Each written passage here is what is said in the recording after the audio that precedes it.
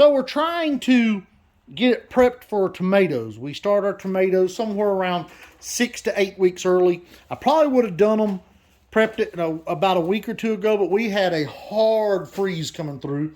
Tiffany, what did it get down to, 6 degrees? Yeah, or less. So we got down to single digits, and I just, too much of a tightwad to try to heat the greenhouse during a freeze like that, and too much of a risk. So we chose not to. So now we got to get it prepped. We should have had it prepped, but we're not. We did, being nursing some problems. I've had some feet problems, and it's about gone, but I got bit by a spider. You can probably see my hand swelled there, and the spot right there. It's healed up, but the hand still hurts. So I was been kind of useless with that hand for a little over a week now, ain't I, Tiffany? Yeah. So anyway, that's where that is. But we got to get these drip lines up so the tiller don't tear them up. We've got to prep everything. We got to till it. We're going to add some Daddy Pete's organic cow manure compost. I've got it sitting out here on the back of the side-by-side or gator. So there's our Daddy Pete's.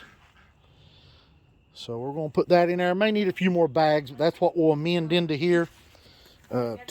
Tomatoes are heavy feeders, so we want to make sure they get what they need to get the job done. So, all right, I'm going to bring you back in a minute after I get started on tilling that bed. I got some more grass to pull down there. That's that old razor grass, and it comes under the walls. And if you don't keep it pulled to the best of your ability, it will invade the whole greenhouse. And we've got a few weeds there that we need to dig up the roots of so we don't till them in and they propagate themselves. But yeah, here's one. Yeah, that's what I'm talking about. The razor grass, wire grass. It's just it's a nightmare. But it grows from outside in, and you can see here in the soil where we put the chickens in here for a while. They put us a nice coat on these. You can see all these little tomato seedlings coming up, and we won't keep any of those because most of what we grow in here is hybrid greenhouse varieties, and so those are most likely not anything worth having. So we'll just till those back into the soil, and there'll still be some that germinate and grow. We'll end up having to pull them later. So, all right, be back.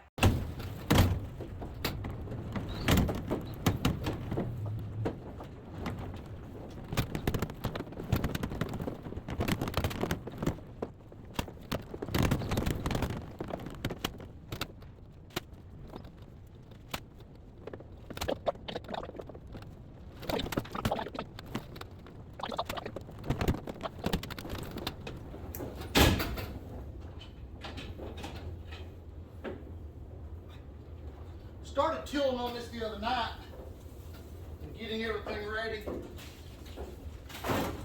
Got dark on us, run out of time. So, been into a few other things today. So we're going to try to get this taken care of. I'll bring you back in a minute. All right. Well, it's tilled. I know there's a lot out there said about no-till, but when you got heavy, hard clay soil, you've got two options. You either build up a big bed of amendments on top, but then with this heavy, hard, packed clay soil, it doesn't drain. Now, you can say it does in your area, but your clay is not as heavy and packed as mine. This clay in this greenhouse, literally the water will run across it and never penetrate it. So each year I try to take this bed down a little bit further and continue to add more composted cow manure to it. The more compost I put in, I put some wood chips in last year in the pathways too. That'll help as it breaks up over the winter.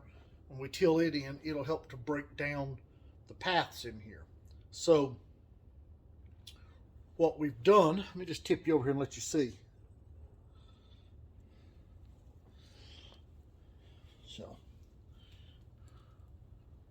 It's making it better.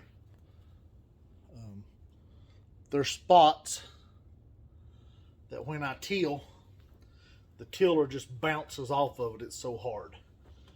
And when I say hard, it ain't just hard. It is solid clay. You can cut it and make you a brick.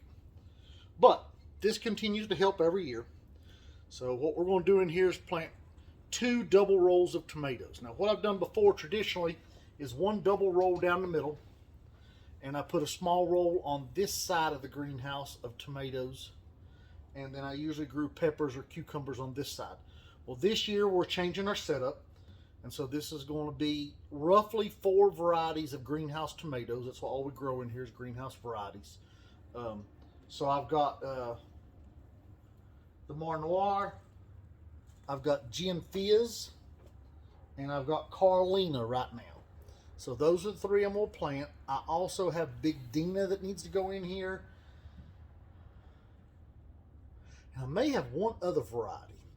I was thinking maybe a half a roll of each of 2 of the varieties, and the rest of them we're going to fill up. But anyway, I want a whole roll of the Mar Noir and a whole roll of the Gin Fizz.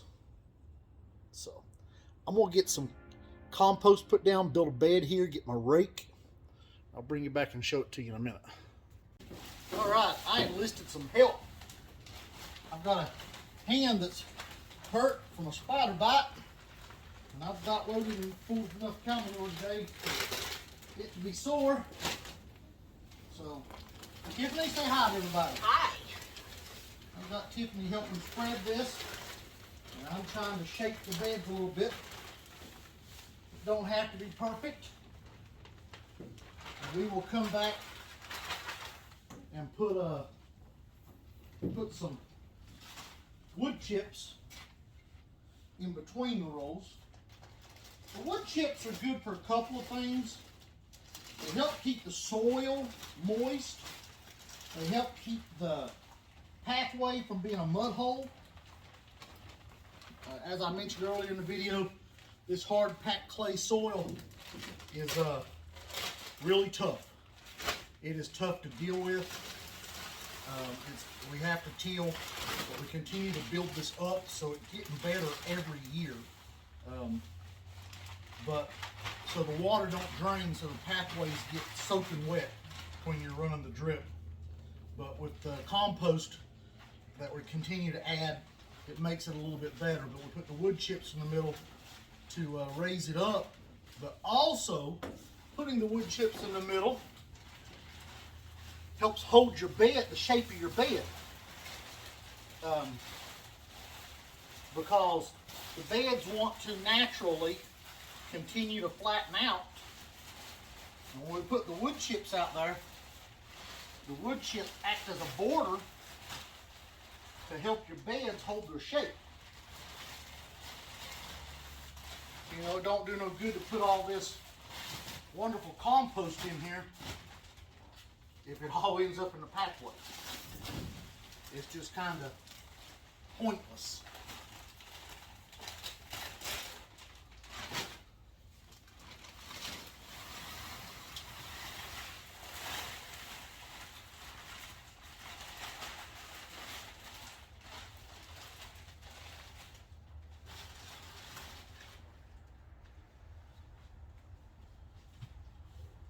So, all right,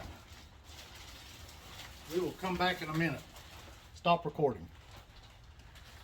All right, we have the beds shaped. That was Tiffany, in case you didn't notice. Yeah. We have the beds shaped and ready for tomato plants. So we are getting started on putting some plants in. Now, a lot of nutrients right here in this compost. How far away are we putting these from each other? And Tiffany just asked a very good question. I told her spacing between rows, but I didn't tell her spacing between plants. Our spacing between plants is 18 inches. Okay. There is actually a tape measure, I think, in one of the bed, right here in the bed. So we're going to do 18 inches between tomato plants. You can go 1 foot, you can go 2 foot, you can go 3 foot. I'm going to do 18 inches. These will be pruned to a single leader, and to try to get as much productivity as we can. So, all right, here we go. All right, guys, I'm gonna try to get you in here to where you can see what Tiffany's doing.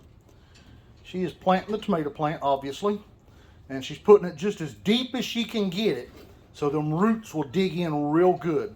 We're gonna come back and put drip lines on these and get it all took care of, but we want to get the plants in the ground right now. And Tiffany's trying to be careful and get them on 18 inches. You don't got to be exact, but if we can get them on 18 inches, we can get the amount of plants in here we want. So, watch her here, stick this one in the ground. Don't want those bottom leaves on there. Nope, remove the bottom leaves. We don't want no leaves contacting the ground. And then like right there, she's got one that's got a burnt leaf on it. We're just gonna take that burnt leaf off and be done with it. I mean, it's just gonna eat nutrients. So, and these are our Gin Fizz, Tiffany? Yep, Gin Fizz. So these are our Gin Fizz. There's our More Noirs. And that's the Gin Fizzes she's working out of. And over there are Carolinas. So, all right, guys, I got to get to work and help.